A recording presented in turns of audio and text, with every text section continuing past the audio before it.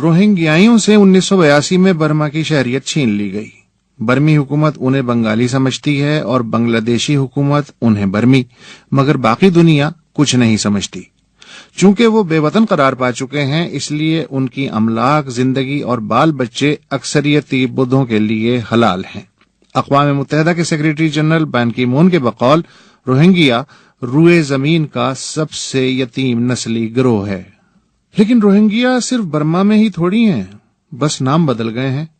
Hitler ने यूरोपीय यहूदियों को रोहिंग्या बना डाला तो इसराइल ने जैसे फलस्तीनियों को रोहिंग्या समझ लिया।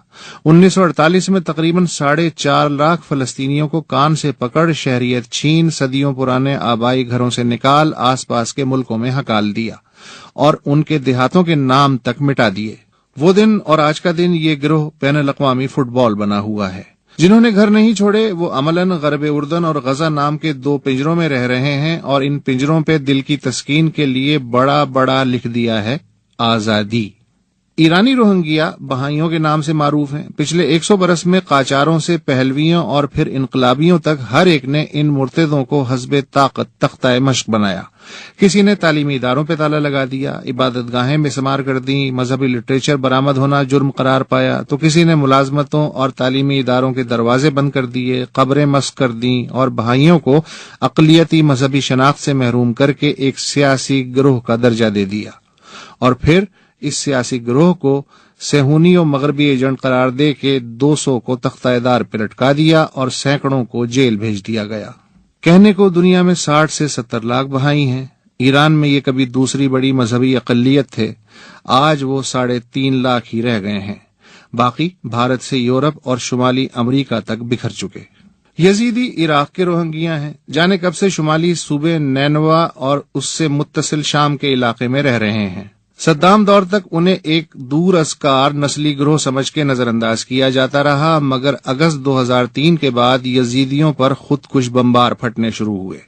पिछले 1.5 बरस में यजीदी इंसान से नीम इंसान के दर्जे पे पहुंचा दिए गए। दौलत इस्लामिया के सरफरोशों ने यजीदियों का किबला सीधा करने की कोशिश में उनकी शनाख्त ही टेढ़ी कर दी। जो भाग गए सो भाग गए, जो पकड़े गए वो मारे गए और उनकी औरतें और बच्चे मूसल और रक़ा की गुलाम मंडियों में बराए फरोख्त पेश कर दिए गए। कभी इराक में 2 लाख यजीदी थे, आज बमुश्किल 50,000 होंगे, जिसके जहां सींग समाये निकल गए। पाकिस्तान के रोहिंग्यों में आप अहमदी फिरके को शुमार कर सकते हैं। वो कानूनन कोई ऐसी मजहबी अलामत अमलन, जबानी और तहरीरी तौर पे और इशारों किनायों में इस्तेमाल नहीं कर सकते जिसे अक्सरियत अपने मजहबी जज्बात की तौहीन समझे।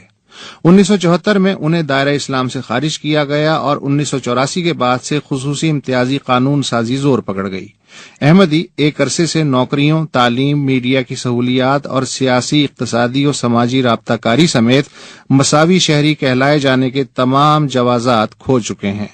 1984 से पहले पाकिस्तान में लगभग 1 मिलियन अहमदी बताए जाते थे। आज इनकी तादाद 3 से 5 लाख के दरमियान है। ज्यादातर यूरोप और शुमाली अमेरिका चले गए। 2010 में लाहौर में भारी जानी नुकसान के बाद से सैकड़ों अहमदी श्रीलंका, नेपाल, मलेशिया और चीन की तरफ निकल रहे हैं ताकि अक़वाम मुत्तहिदा के हाई कमीशन बराए महाजरीन की निगाह में आ सकें।